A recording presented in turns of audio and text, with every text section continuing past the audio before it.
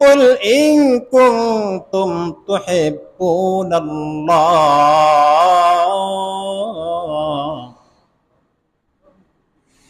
فاتبعوني يحببكم الله ويغفر لكم ذنوبكم والله غفور رحيم।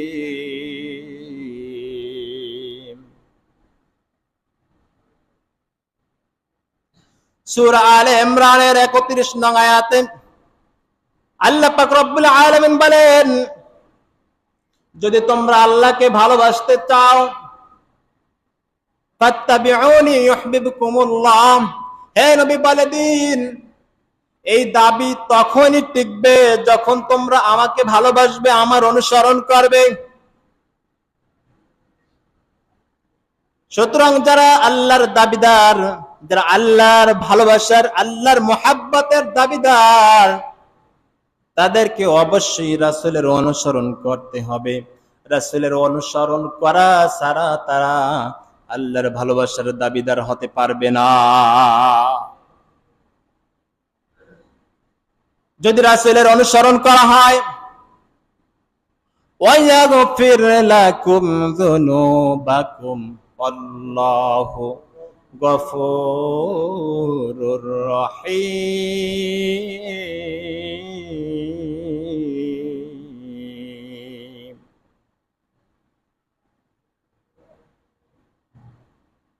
যদি আল্লাহ তাআলার রাসূলের অনুসরণ করা হয়, ইউহিব্বুকুমুল্লাহ, তো আল্লাহ ভালোবাসবেন। শুধু কি তাই, তার গুনাহসমূহকে আল্লাহ মাফ করে দিবেন। আল্লাহু গফুরুর রহিম, আল্লাহ তাআলা তিনি ক্ষমাশীল, তিনি দয়াশীল। এই আয়াতের উপর এখন থেকে ধারাবাহিক আলোচনা হবে। কুল ইন কুনতুম তুহিব্বুনাল্লাহ, যদি তোমরা আল্লাহকে ভালোবাসতে চাও, আমরা আল্লাহ তাআলাকে কেন ভালোবাসবো? এই জন্যই আল্লাহকে ভালোবাসবো, তিনি আমাদেরকে সৃষ্টি করেছেন। আমাদের সৃষ্টি করেছেন কে? আল্লাহ। ইন্না রাব্বাকুমুল্লাহুল্লাযী খালাকাস সামাওয়াতি ওয়াল আরদা ফি সিত্তাতি আইয়াম,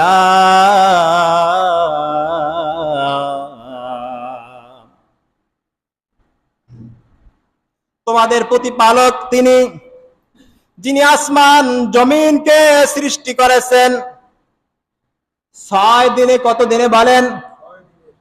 আসমান এবং জমিনকে 6 দিনে সৃষ্টি করেছেন। তিনি আমাদের প্রতিপালক। সাব্বিহিসমা রাব্বিকাল আ'লা আল্লাযী খালাকা ফাসাওয়া, তোমরা তোমাদের মহান প্রতিপালকের তাসবিহ পাঠ করো। মহান প্রতিপালকের নামের তাসবিহ পাঠ করো। আমাদের প্রতিপালকের নাম কি বলেন? আল্লাহ।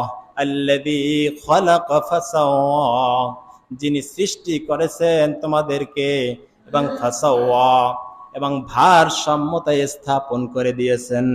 ভারসাম্য, ভারসাম্যতা কি বলেন? আমরা যেই জায়গায় বসবাস করি, এই জায়গাটার একটা ভারসাম্যতা আছে। কত সুন্দর শ্বাস নিতে পারতেছি, শ্বাসের সমস্যা হয় না। কত সুন্দর রৌদ্র আমরা পোহাইতে পারতেছি, তাতে সমস্যা হয় না। কত সুন্দর বাতাস বইছে, তাতে কোনো সমস্যা হয় না। কত সুন্দর চাঁদের আলো আমরা পাইতেছি, তাতে কোনো সমস্যা হয় না। এগুলো হচ্ছে ভারসাম্যতা। সারাদিন রৌদ্র, রাত্রিবেলায় আল্লাহ তাআলা উপর থেকে পানি ঝরাইতেছে। গাছগুলো কি করতেছে? রাত্রিবেলা পাতা ছাড়িয়ে দিচ্ছে, ও কি করে? সতেজ হয়ে যাচ্ছে। আল্লাহু আকবার, আল্লাহু আকবার। এটা হলো ভারসাম্যতা। আল্লাহ পাক রব্বুল আলামিন এমন জায়গায় সূর্য দিয়েছেন, বৈজ্ঞানিকগণ বলেন এই সূর্য যদি ওই স্থান ছাড়া আরো কিছু উপরে থাকতো তাহলে পৃথিবী বরফে তলাইয়া যাইত, মানুষ ঠান্ডা হয়ে যাইত, ঠান্ডার জন্য কোনো মানুষ বেঁচে থাকা সম্ভব ছিল না, সবাই মারা যাইত। আবার ওই সূর্যটা যদি ওই স্থান না থেকে ওখান থেকে যদি আরো কিছু নিচের দিকে রাখা হতো তাহলে তার তাপে, সূর্যের তাপে পৃথিবী তামা হয়ে যেত, কোন গাছপালা তরুলতা সব শুকাইয়া যাইত, পৃথিবীতে পানি বলতে কিছুই থাকতো না।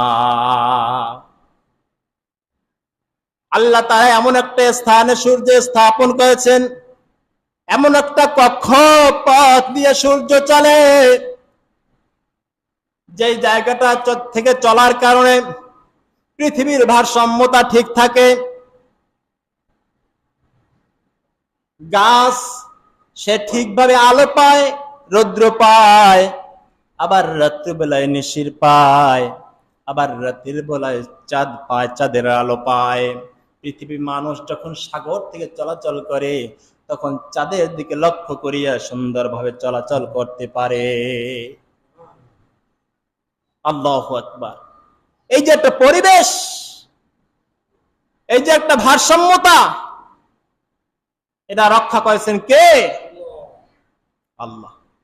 যখন কিয়ামতের সময় হয়ে যাবে তখন এই ভারসাম্যতা ঠিক থাকবে না,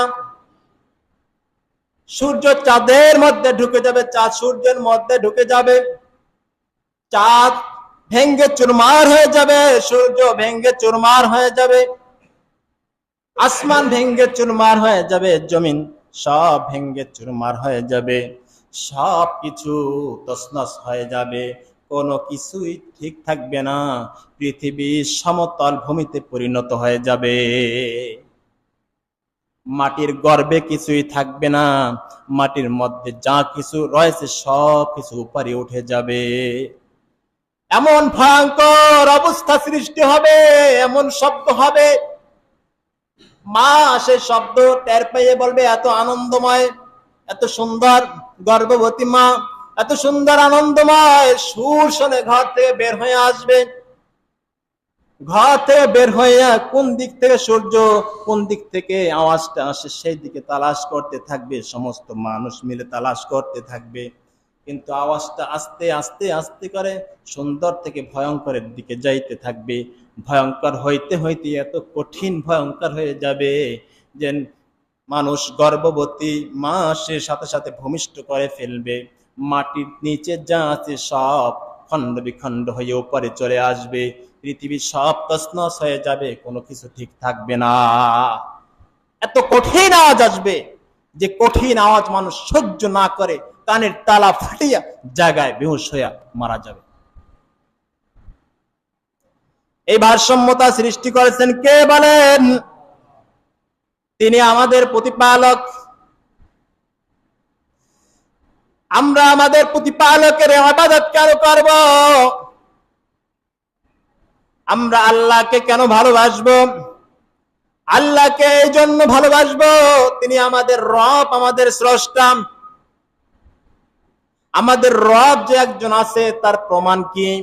ইমাম আহমদ ইবনে হাম্বল রাহমাতুল্লাহি আলাইহির কাছে এক ব্যক্তি প্রশ্ন করলো, আপনি কি মুসলমান? তিনি বলতেছে, হ্যাঁ আমি একজন মুসলমান। মুসলমান কাকে বলে? বলে মুসলমান বলা হয় যিনি এক আল্লাহকে আল্লাহ বলে মানে। কুল হুয়াল্লাহু আহাদ, আল্লাহ কয়জন? আল্লাহকে এক বলে মানে। মুহাম্মাদুর রাসূলুল্লাহ সাল্লাল্লাহু আলাইহি ওয়াসাল্লামকে শেষ নবী রূপে মানে। আখিরাতে ওঠা লাগবে যিনি মানে তারা হচ্ছে মুসলমান। মুসলমান হওয়ার জন্য আখিরাতকে মানা শর্ত, মৃত্যুর পর আবার উঠানো হবে, ওয়াল বা'সি বাদাল মাউত, মৃত্যুর পর উঠানো হবে, এই কথাকে বিশ্বাস করা ফরজ। এই কথাকে যে বিশ্বাস করবে না সে মুসলমান না। আমরা যখন মানুষকে মাটি দেই, কবর দেই, তখন কি বলি বলেন? মিনহা খলাকনাকুম ওয়া ফিহা নুঈদুকুম ওয়া মিনহা নুখরিজুকুম তারাতান উখরা। মিনহা খলাকনাকুম, আল্লাহ বলতেছে আমি মাটি থেকেই তোমাদেরকে সৃষ্টি করেছি। অমিনহা নুঈদুকুম অফিহা নুঈদুকুম অফিহা নুঈদুকুম, আবার এই মাটির গর্ভে তোমাদেরকে নিয়ে নেব। পৃথিবীর যে প্রান্তে যেই থাকুক না কেন, যত অহংকারী করুক না কেন, যত মাতুব্বারি করুক না কেন, যত মহাজনী করুক না কেন, সবার এই মাটির মধ্যেই আবার স্থান হবে। সবার স্থান কোথায়? অমিনহা নুখরিজুকুম তারাতান উখরা, দ্বিতীয়বার আবার মাটির থেকে তোমাদেরকে উপরে উঠাবো। এই কথাটা আমরা যখন মানুষকে যখন দাফন দেই, তখন মাটি দেওয়ার সময় আমরা তিনটা চাকা ধোয়ার সময় আমরা তিনটা কথা বলি। মিনহা খলাকনাকুম, তোমাকে এই মাটি থেকে সৃষ্টি করা হয়েছে। ফিহা নুঈদুকুম, আবার মাটির মধ্যে তোমাদেরকে প্রবেশ করাইয়া দিলাম। ফিহা নুঈদুকুম, আবার এই মাটি থেকে তোমাদেরকে দ্বিতীয়বার উঠানো হবে। তারাতান উখরা, দ্বিতীয়বার উঠানো হবে। আমরা তো দোয়া পড়ি, দোয়াটা কি? হুজুর একটু দোয়াটা বলেন, হুজুর একটু দোয়াটা বলেন। দোয়া যে কি বলছে তার কোনো খবর নেই। দোয়ায় যে কি বলছে তার কি নাই? উঠের পিঠে যদি নুনের বস্তা দেওয়া হয় বা চিনির বস্তা দেওয়া হয়, উঠ বোঝে না যে এটা চিনির বস্তা না নুনের বস্তা। আমাদের অবস্থা এরকম, আমি যে কি পাঠ করতেছি আমি জানি না যে না আমি আসলে কি পাঠ করতেছি। আমরা হইলো বকালম। আমরা কি বকালম। ইমাম আহমদ ইবনে হাম্বল রাহমাতুল্লাহ আলাইহি বলতেছেন যে মুসলমান তো সে মুসলমানি, বুয়াদ গর্দান নেহাদান, ইনানে খুদ বাদস্তে খা জাদাদান, ইনানে খুদ বাদস্তে খা জাদাদান। মুসলমান তো সে যে তার গলায় তার নাকে লাগাম পরাইয়া আল্লাহ এবং আল্লাহ রাসূলের হাতে ছেড়ে দেয়। আল্লাহ যদি বলে ডান দিকে যা, আল্লাহ রাসূল যদি বলে ডান পথ থেকে যাও তো ডান পথ থেকে হাঁটে। যদি বলা হয় নামাজ পড়ো তো নামাজ পড়ে, যখন বলা হয় রোজা রাখো তো রোজা রাখে, যখন বলা হয় হজ করো হজ করে, যখন বলা হয় মানুষ সেবা করো তো সে সেবা করে।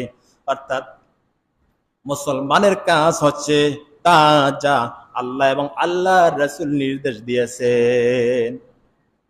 এর ব্যতিক্রম ঘাড়মোড়া যারা করি তাদের স্থান জাহান্নাম। তাদের স্থান কি? বলে মুসলমান কাকে বলে? মুসলমান বলা হয় যে আল্লাহকে মানে। ওই লোকটি বলতেছে, নাস্তিক লোকটি বলতেছে আল্লাহ যে আছে তার প্রমাণ কি? ইমাম আহমদ ইবনে হাম্বল রাহমাতুল্লাহি আলাইহি বলতেছেন আমি এমন একটা পৃথিবীর বুকে এমন একটা বিল্ডিং দেখেছি, প্রাসাদ দেখেছি, যে প্রাসাদটির উপরের অংশটা হচ্ছে রূপার মতো, ভিতরে আরেকটি প্রাসাদ রয়েছে যেটা স্বর্ণের মতো। বলে এমন বিল্ডিং এর কথা জীবনেও শুনি নাই, কোথায় দেখছেন, কোন দেশে আছে? বলে হ্যাঁ, সে বিল্ডিং শুধু সেরকম না, সে বিল্ডিংটার কোনো দরজা নেই, কোনো জানালা নাই, কোনো ফাঁকা নাই। ওই বিল্ডিং এর ভিতর থেকে এমন একটা জিনিস বের হয়ে আসলো যে সম্পূর্ণ শিক্ষিত, ট্রেনিং প্রাপ্ত, কেমন জানি ট্রেনিং দিয়ে ভিতর থেকে আসছে, ট্রেনিং প্রাপ্ত। আমি লক্ষ্য করে দেখলাম, তার অবস্থা দেখিয়ে বুঝলাম একে ট্রেনিং কে দিয়েছে। ওর ভিতরে তো কেউ হাওয়া লইয়াও ঢোকে নাই, কোনো শিক্ষাগত ছিল না, ওর মধ্যে কেউ প্রবেশ করে নাই। সুতরাং কে শিখাইছে? তিনি আর কেউ না। তিনি কে? তিনি আল্লাহ। এতে আমি বুঝতে পারছি যে কেউ না কেউ আছে। তিনি কে বলেন? আল্লাহ, যিনি তাকে শিক্ষা দিয়েছেন। নাস্তিক লোকটি বলতেছে, এমন বিল্ডিং এর কথা আমরা কোনোদিন শুনি নাই, দেখি নাই। বলে, তুমি বারবার দেখেছো? তুমি কি ডিম দেখেছ? বলে, হ্যাঁ দেখেছি। বলে, ডিমের উপরের অংশটা কিরকম? বলে, সেটা তো হচ্ছে রূপার মতো। বলে, ভিতরের অংশটা কিরকম? বলে, সেটা কুসুম, সেটা হচ্ছে স্বর্ণের মতো। বলে, কোনো ফাঁকা ফুকা আছে নাকি? বলে, নাই। কোনো দরজা জানলা আছে? বলে, নাই। কিছুদিন পর্যন্ত মায়ের পাখার তলে থাকে, কয়েকদিন পর ফুটাইয়া আসে, ভিতর থেকে বের হয়ে যায়, দৌড় দেয়, যাইয়ে খাবার শুরু করে দেয়। কোনো খারাপ প্রাণী আসলে দৌড় দিয়ে এসে মায়ের পাখার তলে ঢুকে যায়, কোথাও গিয়ে পলায়ন করে। মনে হয় লোকটা ট্রেনিং প্রাপ্ত, সব কিছু জানে, বোঝে, কোথা থেকে কিভাবে শিখলো, কে শিখাইলো ওই বাচ্চাকে? তিনি কে বলেন? আল্লাহ। ও ভূমিষ্ঠ হওয়ার সাথে সাথে ও কি ফুল বিজ্ঞানী, ও সব জানে। ও কি সব জানে। আল্লাহু আকবার, আল্লাহ। ওই সাকে ভিতর থেকে যিনি শিক্ষা দিয়েছেন তিনি কে বলেন? এই কথাটার প্রমাণ রয়েছে, ক্বালা রাব্বুনাল্লাযী আতা কুল্লা শাইইন খালকাহু সুম্মা হাদা। সূরা তাহা 50 নং আয়াত। আল্লাহ জানিয়ে দিলেন, তোমাদের রব তো তিনি, যিনি সব কিছু সৃষ্টি করার পর তাকে নিজ নিজ সকল কর্ম শিক্ষা দিয়েছেন। কিভাবে বুনাইতে হবে, কিভাবে থাকতে হবে, কিভাবে কোন জায়গা বাস করতে হবে, কিভাবে খাইতে হবে, কিভাবে লইতে হবে, সব শিখাইছেন কে? আল্লাহ শিক্ষা দিয়েছেন। সব কিছু সৃষ্টি করার পর শিক্ষা দিয়েছেন কে? মানুষের দায়িত্বে যেগুলো থাকে তার ব্যাপার আলাদা, মানুষের দায়িত্ব ছাড়া যেগুলো থাকে তারও ব্যাপার দেখেন আলাদা। আপনি মাছ পালেন, তাকে খাবার দিতে হয়। আল্লাহ যে মাছ পালে তাকে খাবার দিতে হয় না। কি কথা সত্য কিনা? আপনার মাছ জিয়াইছেন, তার খাবার, তার দেখাশোনার যাবতীয় ভরবহন আপনার করতে হয়। কিন্তু আল্লাহ তাআলা তার দায়িত্বে যেগুলো রয়েছে সব খাবার ব্যবস্থা, দেখাশোনা সব দায়িত্ব পালন করে কে বলেন? আপনার দায় ত্রুটি হয়, তার দায় কোনো ত্রুটি হয় না। আল্লাহু আকবার। আমরা আল্লাহ তাআলাকে ভালোবাসবো কেন? আমরা আল্লাহ তাআলাকে ভালোবাসবো এই জন্য, তিনি আমাদের রিজিক দাতা। আমাদের রিজিক দাতা কে? আল্লাহ তাআলা, আমা মিন দাব্বাতিন ফিল আরদি ইল্লা আলাল্লাহি রিজকুহা। সূরা হুদের 6 নং আয়াত। আল্লাহ পাক রব্বুল আলামিন বলেন, পৃথিবীর ভিতরে এমন কোন বিচরণশীল প্রাণী নাই যে বিচরণশীল প্রাণীর খাবারের ব্যবস্থা আল্লাহ না করছেন। সবার খাবারের ব্যবস্থা করছেন কে? আল্লাহ। কুল ইন্না রাব্বি ইয়াবসুতুর রিজকা লিমান ইয়াশাউ ওয়া ইয়াকদির। এই খাবারটা আল্লাহ কাউকে কমাইয়া দিয়েছেন, কাউকে বাড়াইয়া দিয়েছেন। এর কারণ আছে। এর কারণ হচ্ছে, যদি সবাইকে একই রকম দেয় তাহলে পৃথিবীর শৃঙ্খলা ঠিক থাকবে না, পৃথিবীর ভারসাম্যতা ঠিক থাকবে না, সব বিচ্ছিন্ন হয়ে যাবে। 5টা আঙ্গুল যদি সমান করে আল্লাহ দিত, বলে তুই ও দাবি করতেছে আমার ওর সমান দিতে হবে, আর এটাও দাবি করতেছে আমাকে এর সমান দিতে হবে, সব আঙ্গুল যদি একই রকম হইতো তাহলে পৃথিবীর ভারসাম্যতা ঠিক থাকতো না। কি বলেন? থাকতো? পৃথিবীর কোন ভারসাম্যতা ঠিক থাকতো না, কারণ প্রত্যেকটা আঙ্গুলের কাজ আলাদা আলাদা। কি কথা সত্য কিনা? প্রধানমন্ত্রীর যে কাজ একটা সাধারণ মানুষের সে কাজ না। আল্লাহ তাআলা এর জন্য আলাদা আলাদা রূপে এক একজনকে সৃষ্টি করেছেন। মুসির কাজ মুসি করতে হবে, চামারের কাজ চামার করতে হবে, উকিলের কাজ উকিলের কাজ করতে হবে, সুইপারের কাজ সুইপারের করতে হবে। সুইপার যদি বলে যে আমি এই কাজ করব না, আমি ওকুলাতি করব, তাহলে সুইপারগিরির কারণে, সুইপারি কাজ না করার কারণে ভারসাম্যতা নষ্ট হয়ে যাবে। তাহলে টাউনে আপনি যাইয়া দেখবেন সব পায়খানা আর পায়খানা, কোনো শৃঙ্খলা ঠিক থাকবে না। কি কথা সত্য কিনা? সব পায়খানা হয়ে যাবে। ওর কাজ ওকেই করতে হবে, যার কাজ তাকেই করতে হবে। আল্লাহ পাক রব্বুল আলামিন এই জন্য কাউকে রিজিক কমায় দিয়েছেন, কাউকে বাড়ায় দিয়েছেন। কারো দক্ষতা, এক একজনের দক্ষতা এক এক রকম দিয়েছেন।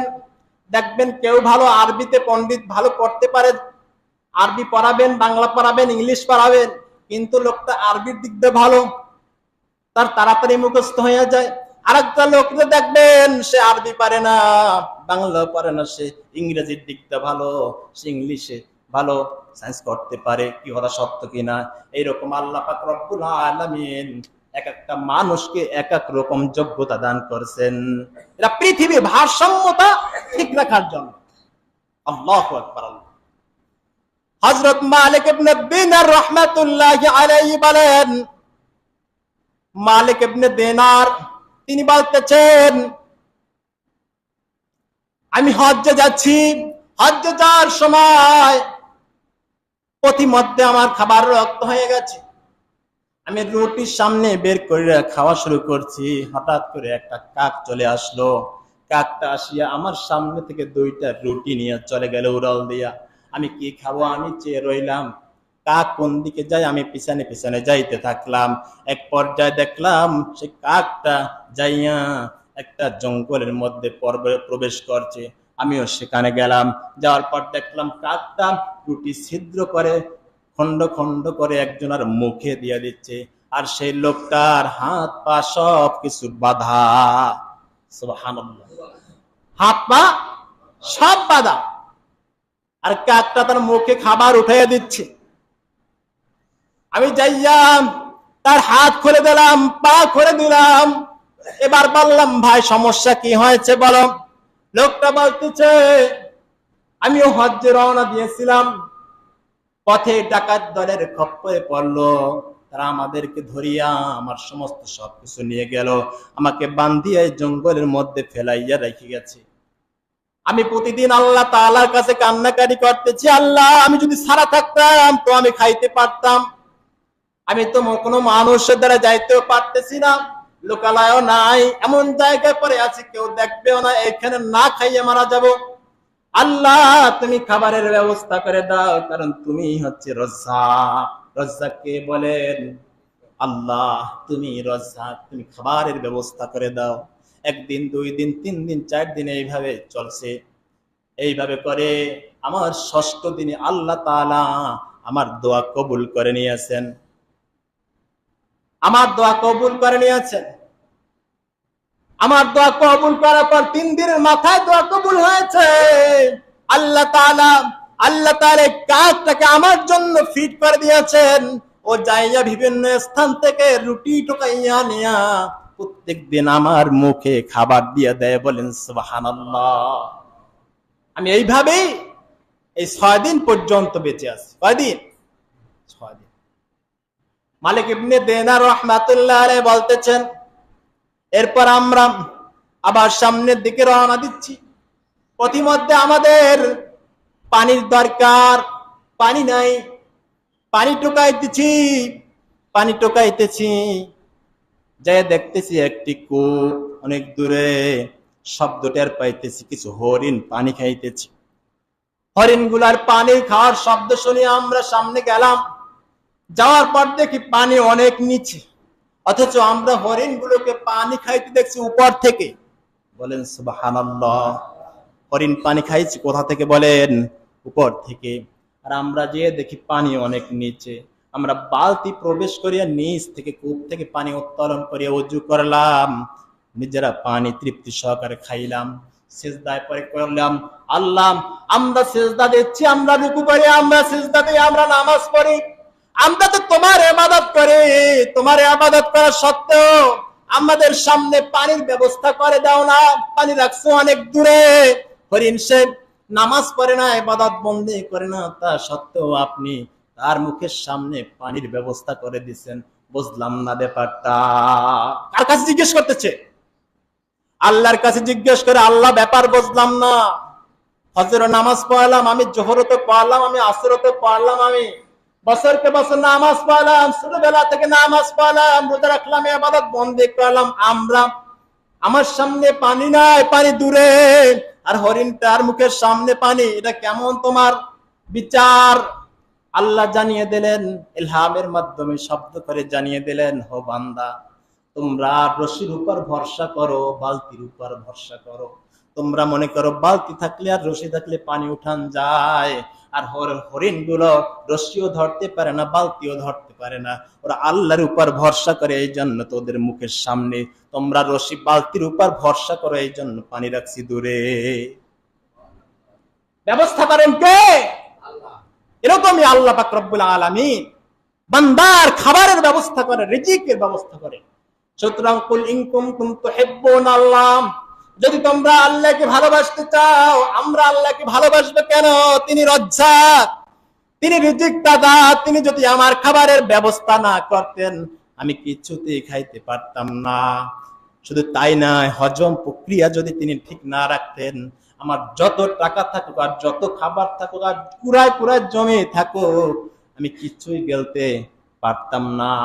আমার যদি জিহ্বার নিচ থেকে যদি ফোটায় ফোটায় যদি আমার হয়তো পানি না বার হইতো, তাহলে আমি কিছুতেই খাবার গেলতে পারতাম না, হজম প্রক্রিয়া হইতো না। এই সমস্ত ব্যবস্থাপনা করেন কে? আল্লাহ। সেই প্রতিপালককে আমরা ভালোবাসবো, তার হুকুম মতো চলবো। আল্লাহ পাক রব্বুল আলামিন আমাদের সকলকে তার হুকুম মতো চলার তৌফিক দান করুক। আমিন।